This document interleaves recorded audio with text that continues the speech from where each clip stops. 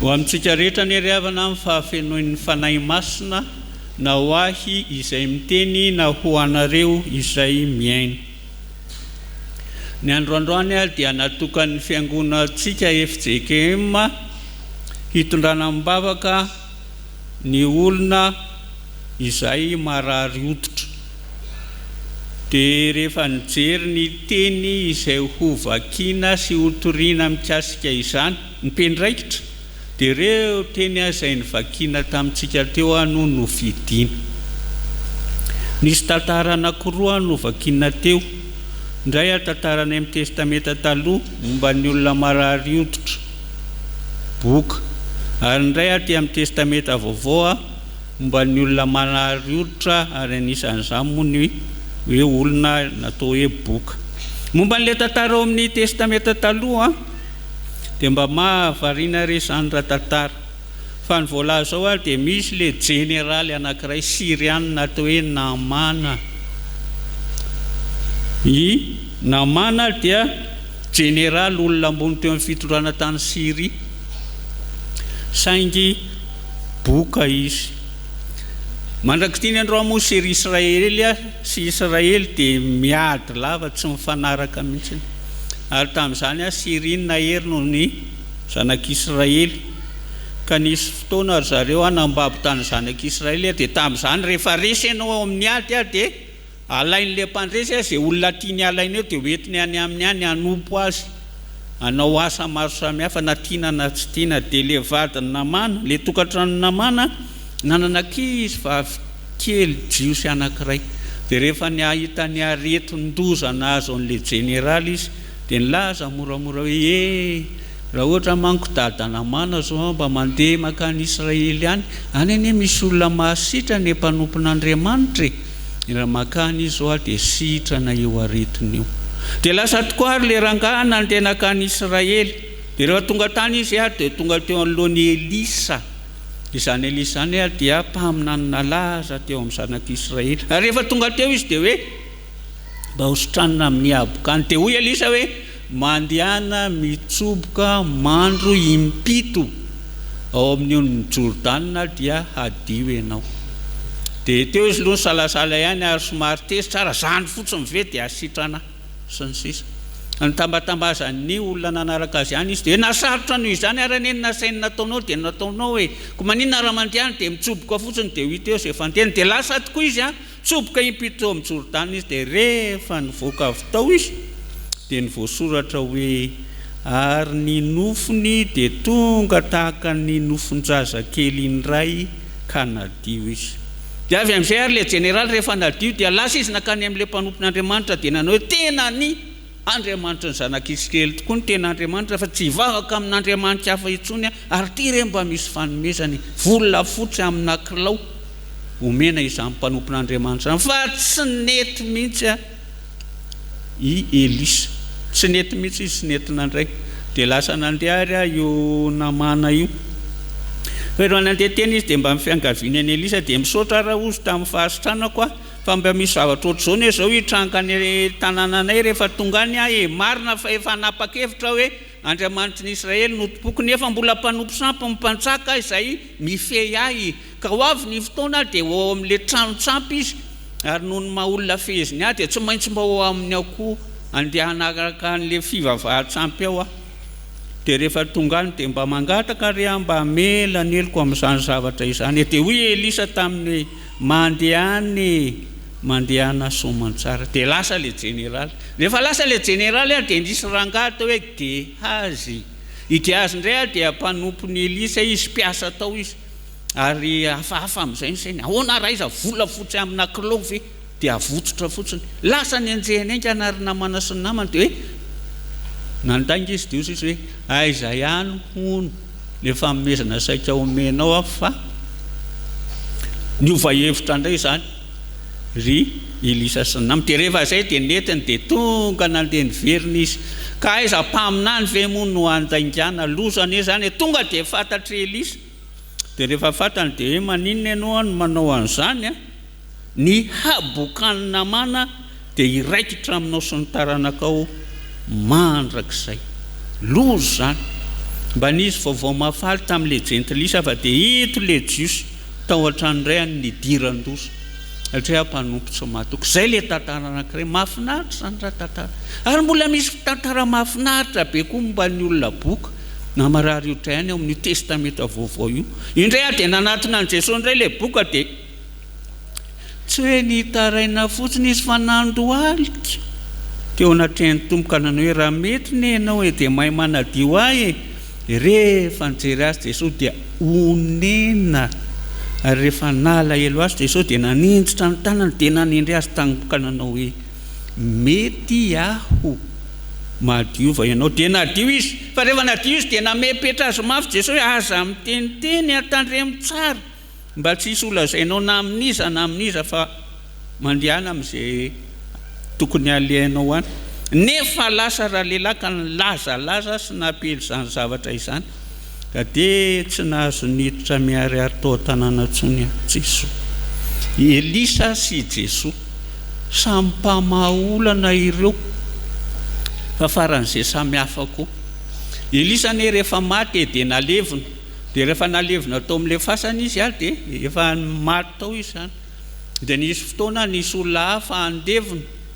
dia noho ny antony voanatery an'ireo olona dia natsipony tao amin'ilay fasan'ny Elisa ilay faty fa vao nikasika tamin'ny taolany Elisa dia nijoro tamin'ny tongony tonga dia velona ilay olona. Zany zava-mahagaga tamin'izany tantaran'ny Elisa zany fa ny aty amin'ny tantaran'i Jesosy mbola mahagaga lavitra noho izany. Jesosy indray tsy zany fa Elisa nahatsangana ny olona tamin'ny fatiny fa Jesosy dia izy mihitsy ny tsy voatana ny fahafatesana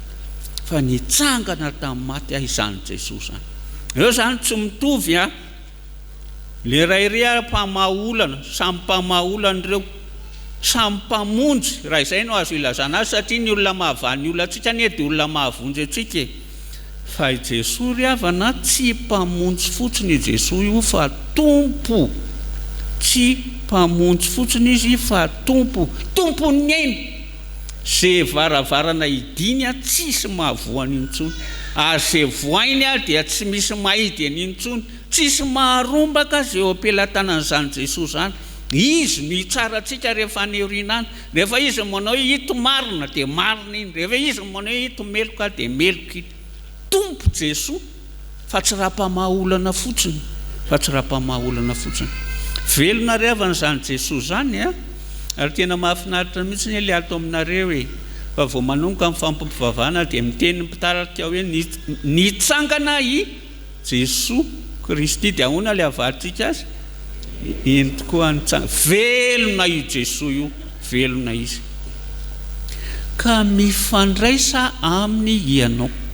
aza tapaka mihitsy mifandray amin'izany Jesosy zany aza miandro ny fanazavana ny teny ataonay tahaka an'izao fa ianao mihitsy no mifandraisa amin'io Jesosy velona io Jesosy io manana olana ianao teneno Jesosy tahaka n'le rangano taraina na tsiravina dia nandohalika mihitsy dia Jesosy ne oneny tsara fanazany Jesosy zany ary meno vavaka izy rehefa mivavaka amin'Andriamanitra rainy amin'ny anarantsika afany amin'ny olana sarotra isika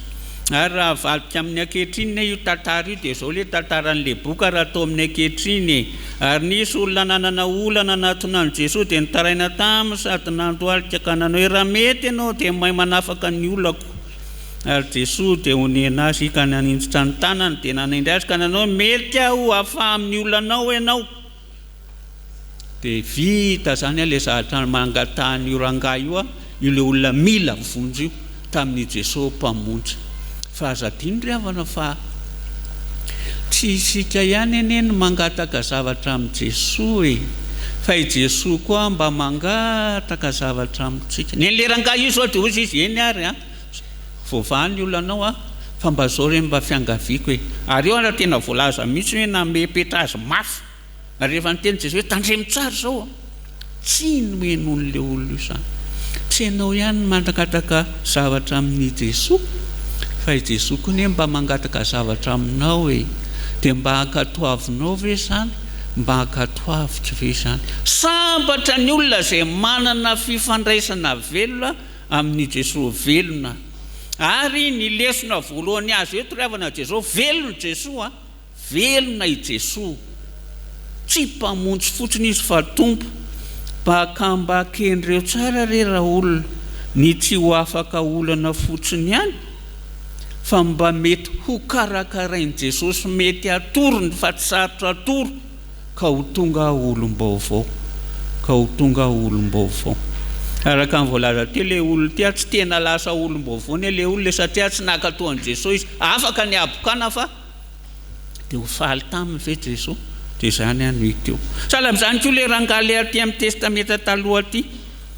tena afaka izy avovany olana, fa rehefa avy eo dia nisy indroko kely ihany. Rehefa mandeha manompo sampy re zay, dia zany tsy maintsy makany ihany, fa mba mamelany eloko rehefa miditra any le mandray rotony, sady atsy any tsy maintsy makatsy kely. Ka hoana moa fa tsy maintsy manao an'io satria mena ambany meny, manana mpifeany dia tao amin'ny manompo sampy miaraka amin'ny any. Mivadika any manery amin'izao mbola tsy maintsy mandeha karia sy ny sisy, fa mba mamelany eloko amin'izany. Aty amin'ny testamenta vaovao tsy mety zany. Na ianao aria na aty na anaraka an Jesosy feno ny olona manontolo-tsy sanombiana na mbola iodikodina ihany sady ary maika lava ahavahany olana amin'ny fiainana io, maika lava nefa ny olon-dresy satria le olana sarotra indrindra dia ny fahafatesana tsy voavahantsika akory. Ko tandremo tsara ny ravana ny fiainana tsy iodikodin-tava, andany fotoana, vola makarena, hery, amana olana tsisy farany, nefa dia ho resy ihany any aoriana satria tsy havaha olana fa maty ihany. Tena mandry tsika raha ohatra amin'ny fiainantsika miodikodin-tava olana vahaolana tsisy farany, fa sambatra ny olona izay manomboka amin'ny fiainany eo amin'ny tsy vahaolana intsony zany fa efa mihoatra ny hoe vahaolana, dia Jesosy velona izay efa nandresy ny fahafatesana. Sambatra ny olona ohatra izany. Rehefa miaraka amin'ny Jesosy zany tandremo tsara, fa tsy manao izay hinanana fontsika raha anaraka an'i Jesosy hoe mba ho tombontsoantsika, mba ho voavonjy fa tsy ho very, mba ho anisany tsy ho elohina fa mba anisany ho amarinina, mba ho lohany fa tsy ho rambiny. Tsy zany fotsiny no anarana an'i Jesosy. Tsy raha-pamaha olana fotsiny Jesosy fa mihoatra lavitra noho izany. Dia Jesosy izay efa nandresy an'ilay olana tsy voafaha, ka ny tokony haingan'ny fiainana dia fifandraisana amin'izany Jesosy velona izany. Manaraka an'io Jesosy velona io. Ny fiainana zany zao dia tsy tokony intsony miodikodina amin'ny olana vahaolana lava, fa mifandray tsara amin'ny Jesosy velona isan'andro dia mitondra ny fiainana eo aminy dia mba miaino ny feony, dia mba miaino ny feony. Fa ny tanjon'i Jesosy dia tsy ny hahavahany olana eo amin'ny fiainantsika ihany, fa ny ahatonga antsika olom-baovao ka ho mendrika ny fiainana mandrakizay. Olom-baovao mendrika ny lanitra vaovao sy tany vaovao. Tsy hoe mpanota afaka olana fotsiny dia voavontsy fa tonga zanak'Andriamanitra. Tsy hoe sakaizan'i Jesosy fotsiny fa zandrin'i Jesosy, satria efa noraisin'Andriamanitra ho zany. Zany ny tena tiantsika, tian'i Jesosy, tian'Andriamanitra ho tanteraka amin'ny fiainantsika izany. Ko tandremo tsara kendreny tsy hoe ho afaka olana fotsiny amin'ny fanarana an'i Jesosy, fa ireo mafy mihitsy, zany hoe mba ho tonga olom-baovao aminy. Manaraka eto ry havana dia zao, Jesosy dia velona izy, velona zany Jesosy zany. Ary anjarantsika tsirairay avy mifandray aminy. Misy teny any amin'ny Galatiana any zao hoe fa samy mitondra ny entany avy ny olona, tsika zany tsy maintsy mifampitondra an'izay mavesatra. Fa amin'ny Galatiana toko fahaenina ihany dia misy teny hoe tsy mifampitondra izay mavesatra fotsiny le oloha fa ambany eto hoe samy mitondra ny entany avy ny olona. Fiainanao io izay tianao ihany, fa mifandraisanao amin'ny Jesosy tomponao, dia izay fandehan'ny fiainanareo any. Zay zany tsisy mahavitsy zany. Fa eo ny hoe tokony ahery tsara isika, tokony ahery tsara, fa tsy mihoatra amin'ny mpamahaolana anie zany Jesosy zany, fa Jesosy tompo zany anie tena mahafinaritra ary tena Andriamanitra fitiavana tonga nofo tokoa izany Jesosy zany. Fa ampitovy tokoa aneny tantara Elisa ne rehefa miaraka amin'le olona mpanoty eo mba miaraka eo mahatsiravina neny Elisa amin'ny fitondran'ny mpanoty fa le Gehazi io rehefa nantainika ohatr' zany dia tia kely dia lasa naka an'le zavatra efa norarany Elisa tena no zon'ny Elisa izy ozy Elisa ny abokany Namana dia irakitra aminao sy ny taranakao mandrakizay ary niala teo anatrehany Namana i Gehazi ka indro boka fotsy toy ny oram-panaly mahatsiravina zany. Efa miaraka amin'ny mpamaha olana teo fa dia manafy fotoana amin'ny mpamaha olana dia veloma ihany. Tsy mba ohatran'izany ato amin'ilay tantaran'ny testamenta vaovao ny ato dia efa nitenenina le rangahy hoe aza milazalaza mbola tsy nakatoan'i Jesosy dia nandeha any. Fa tsisy tantara mihitsy ato toy ny hoe ary tany Jesosy indray le rangahy tsy nakatoa ka niteneniny mafy hoe za efa miteny hoe aza milazalaza mbola niteny ihany ianao. Tsy manana fifandraisana amin'ity tsy mba nanao an'izany Jesosy io. Jesosy io fa malemy fanahy izy ary nandefitra izy. Zany rehefan'izany Jesosy arahantsika zany ny fiainana ne tsy ilaozan'olona ne fa tsy mety raha tsy mivavaka mandrakariva ka tsy reraka. Velona Jesosy mifandraisa aminy mangata aminy fa mora oneny zany Jesosy zany tsy mba mandaty zany Jesosy zany ary namahoanao adosoana ara dia vonona izy nanolotra ny tenany mihitsy ho maty teo ambony hazo fijaliana mba amelany ny elontsika ka mangata aminy eny vahany ny olanao vonona ny amany olanao izy fa aza mianona amin'izany fotsiny fa fitiavany zany Jesosy zany meteza ho atorony fa misy zavatra mba irin'ny tompo ataonao eno izy dia mba hakatoavy ny teniny fa ny tanjony amin'izany dia tsy ny amany olany tena fotsiny fa hahatonga ny tena mihitsy ny tena mba olom-baovao tsy olona mivavaka satria manatena zavatra fotsiny fa olona mivavaka satria tian'Andriamanitra olona izay miaino an Jesosy mankatoa azy ka olona tonga olom-baovao eo amin'ny fiainany ka rehefa mivavaka izy dia tsy mangataka fotsiny tsisy farany ny amana ny olana eo amin'ny fiainany fa mba tokony anisan'ny vavaka ataontsika koa rehefa mba mivavaka re dia mba ngatao ihany Andriamanitra hoe Andriamanitra ray eo mba ampitombo ato anatiko ny fitiavana anao fa rehefa tian'Andriamanitra isika efa tsy babon'le fiainana tsony olana sy vaholan-dava fa fiainana feno fahatokiana satria tian'Andriamanitra ka maniry mafy mba ho tian'Andriamanitra koa na misy arane ny olana tsy voavahy to mbola eo ihany ny fahafatesana na eo arane ny mety mbola ranomaso tsy maintsy latsaka ihany no fahoriany rehefa miaraka amin'ny Jesosy velona ianao ary mitombo amin'izany fitiavan'Andriamanitra izany dia na ny olana tsy voavaza dia miara-miasa hahasoa anao fa ny zavatra rehetra dia miara-miasa hahasoa izay tia an'Andriamanitra tian'Andriamanitra isika ary sambatra ny olona izay mitombo fitiavana an'Andriamanitra fa izay tsy mbola hitany maso na reniny sofina nefa omanin'Andriamanitra ho an'izay tia azy. Farandriavana raha izany ary io Jesosy io velona Jesosy mpamonjy ny olona rehetra izy ary tompo tia ny olona rehetra mba ho tonga zanak'Andriamanitra tahaka azy manavao ny fiainan'ny olona izy raha izany zany Jesosy zany dia miendentsika en'ny feony ka mba eno tsara ny iraka mpanaoviny antsika eto zao ny lazainy hoe aza miteniteny fa ny mitantara hafa sy rehefa nitsangana tamin'ny matiny Jesosy dia tsisy fandrarana tsony Jesosy tsy miteny tsony aza niteniteny amin'izay zavatra tsara natao anao fa vao maikaroso hoe zay natao tany amin'ny afy natorio eny etompotrano eny mijoro vavolombelona sahy mijoro vavolombelona eo amin'ny fiarahamonina amin'izay soa nataon'Andriamanitra anao. Madagasikara ne be olona tsy hoe vizany ny fahantrana fotsiny manjaka be amintsika izany hoe maha olona tsy vanina zany any anie zany firenentsika zany na iza tsika malagasy tsy maintsy misy olona foana sahirana kokoa noho itsika na sahirana matsiaro isika hoe sahirana mbola misy sahirana lavitra noho ianao matsiaro tsika hoe tsy mendrika betsaka ny tsy mendrika betsaka ny olona mangaitaetany fifaliana tena izy mba hoe ampisidika ny fiainana io fa tsy hidikotina fotsiny olana azy vaolana lava iza reo olona no tena hitondra azy an'izany vaovao mahafaly izany vaovao mahafaly anie dia tsisy afa i Jesosy velona dia tia hifandray amin'ny olona tsirairay avy ka tsy hoe ampisidika ny fiainany fotsiny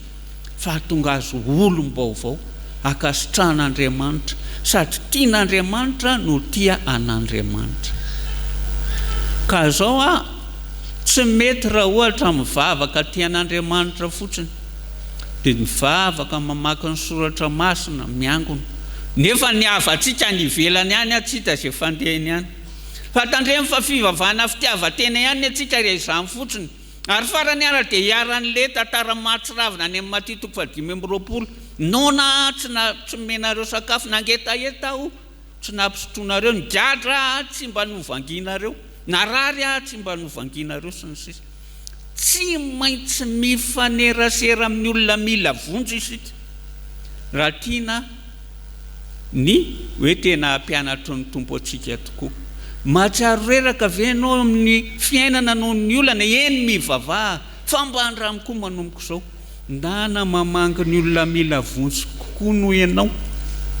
mba miresa ihany amin'ireny le olona arin'ny fiarahamonina everina efa ho adalaka ny olona sady matahotra ny tsitantsony fa ianao aza mety voasaka an'izany fa rehefa tereny fitiavan'i Kristy ndana mba miresaka amin'ireny olona ireny mba miresaka amin'ny olona mitsipipako